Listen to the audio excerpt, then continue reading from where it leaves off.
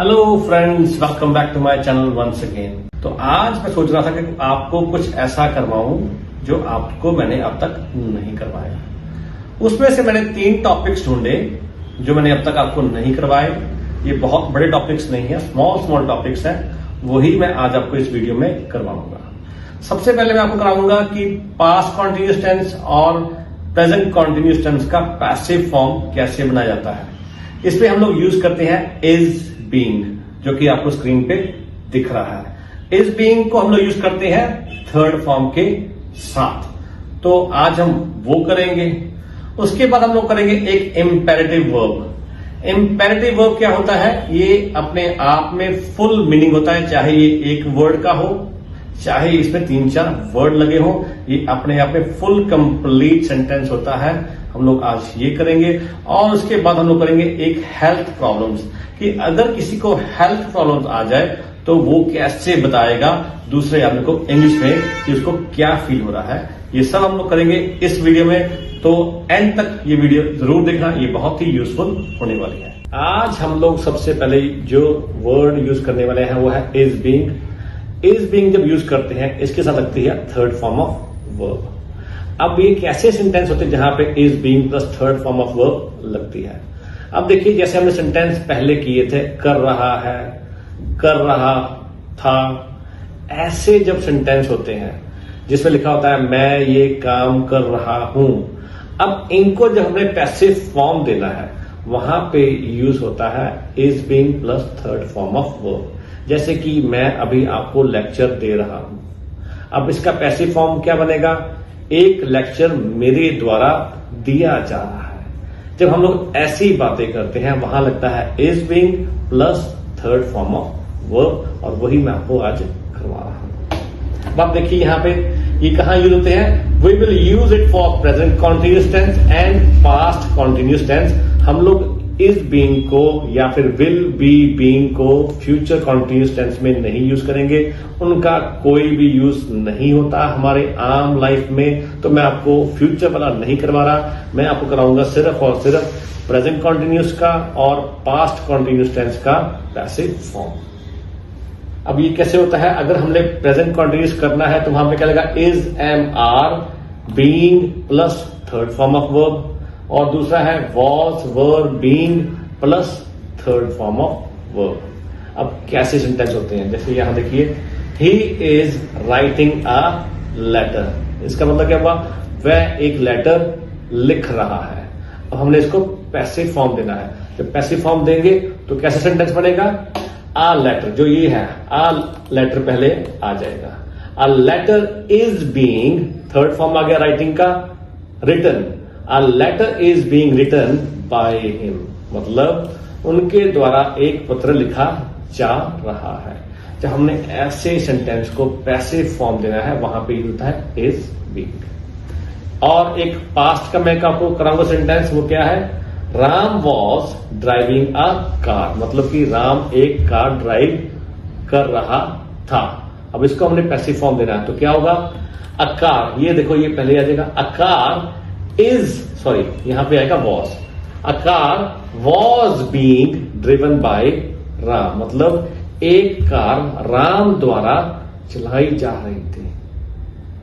ऐसे सेंटेंस होते हैं वहां पे being plus third form of verb लगता है। इनके साथ हेल्पिंग वर्ब लगता है। अगर पास्ट है तो पास्ट का हेल्पिंग वर्ब लगेगा, अगर प्रेजेंट है तो प्रेजेंट का हेल्पिंग वर्ब लगेगा। वो इज होता है या फिर वॉज होता है। क्लियर है? अब हम लोग करेंगे इंपेरेटिव वर्ब्स। इंपेरेटिव वर्ब्स होते क्या है एक्चुअली? ये किसी को कमांड देनी हो, किसी को रिक्वेस्ट करनी हो, या फिर किसी को इंस्ट्रक्शन देनी हो, तब ये वर्ड्स यूज होते हैं। ये सिंगल वर्ड भी अपने आप में पूरा मीनिंग बनाते हैं, और कुछ मिलकर, कुछ 3-4 वर्ड्स मिलकर भी पूरा सेंटेंस बना देते हैं। कैसे बनाते हैं वो मैं आपको अब बताऊंगा।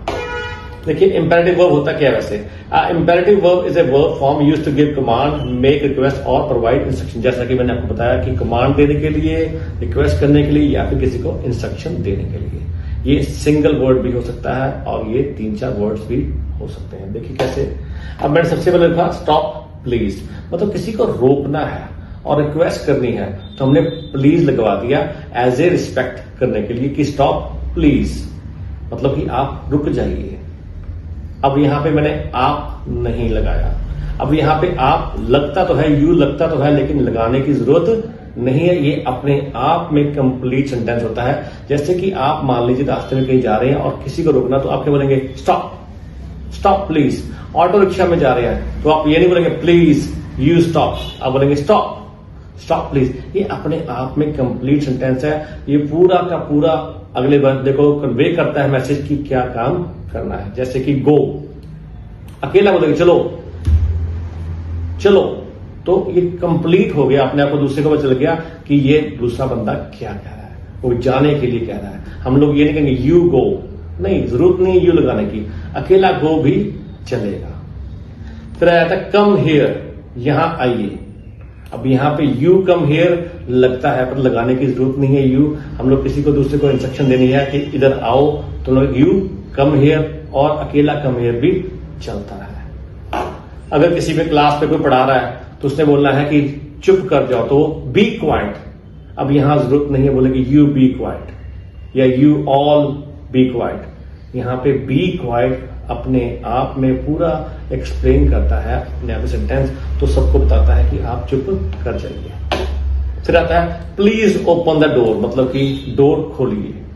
ये इंपेरेटिव वर्ड्स होते हैं। प्लीज ओपन द डोर मतलब प्लीज कृपया करके दरवाजा खोलिए।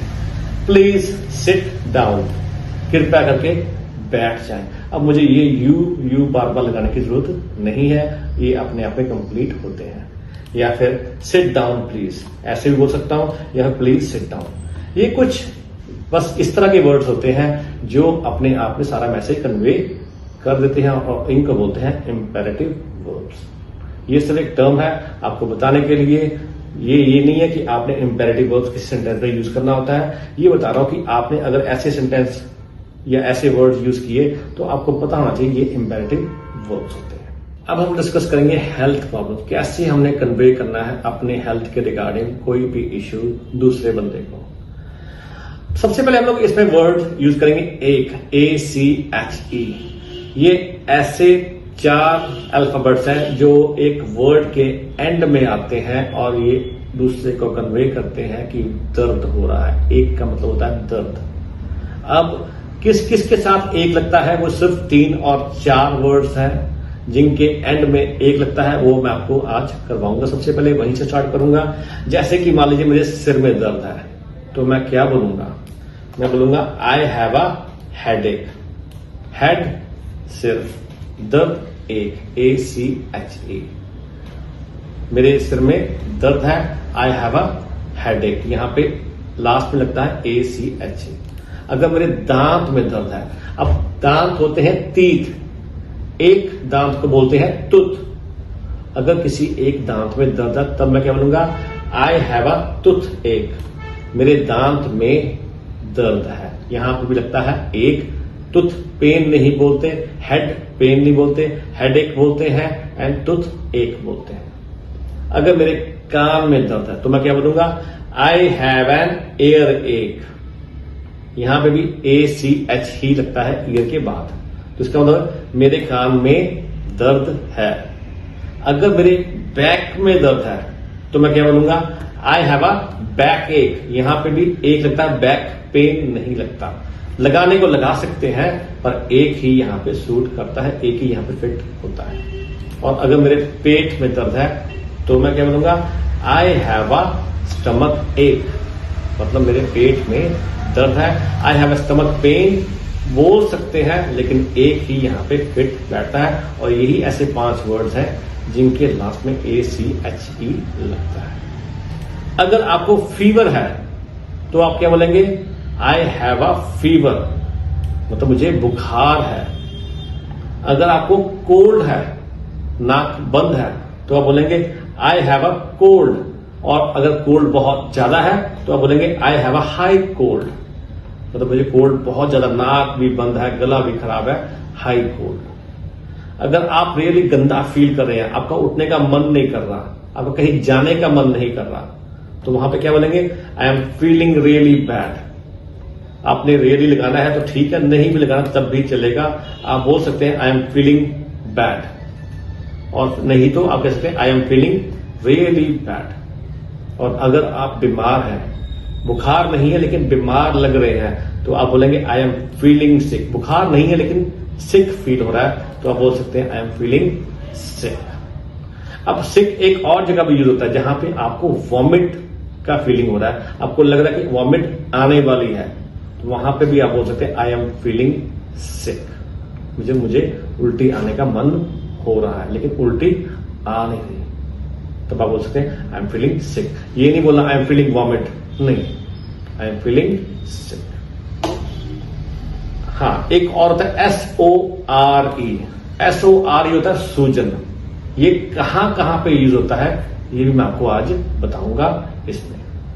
जैसे कि मेरा गला सूज गया है, गला सूजा हुआ है, तो मैं बोलूंगा आई हैव अ सोर थ्रॉट, मतलब कि मेरा जो गला है वो सूजा हुआ है, बाहर से नहीं अंदर से, तब बोलूंगा सोर थ्रॉट। अगर मेरी आंखें सूजी हुई है तो मैं क्या बोलूंगा आई हैव अ सोर आईज।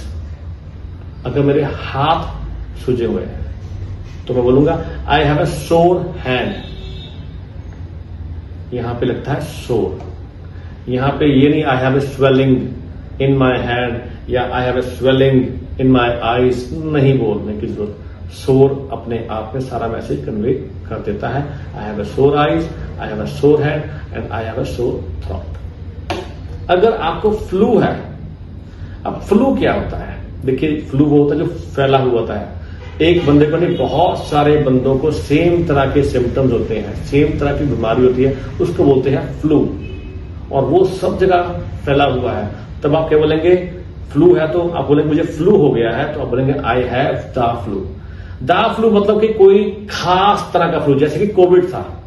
कोविड में ऐसा फ्लू था जो बहुत बड़ी बीमारी थी, तो वहां पे बोलते हैं आई हैव द फ्लू।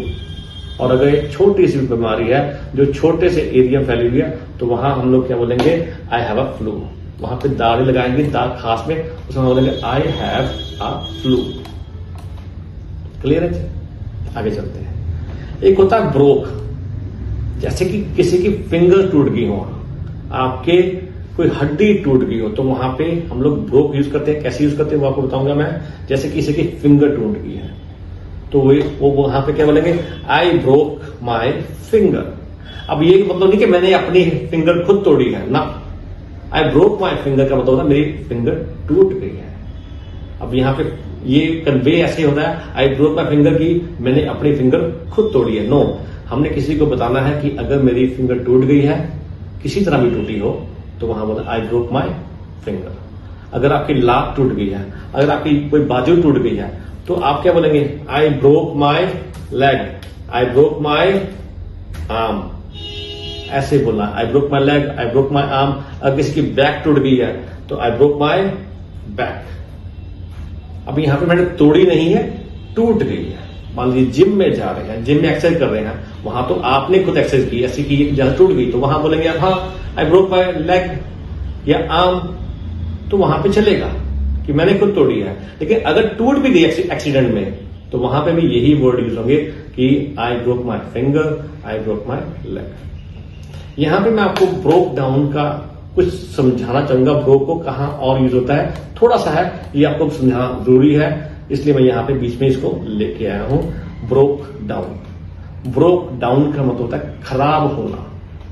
अब खराब होना कैसे? मतलब मान लीजिए मेरा फोन खराब हो गया, मेरी कार खराब हो गई, मेरी वॉशिंग मशीन खराब हो गई, तो उसको मैं कैसे कन्वे करूंगा, कैसे सेंटेंस बनूंगा? ब्रोक डाउन यूज करके मैं बोलूंगा माई कार ब्रोक डाउन।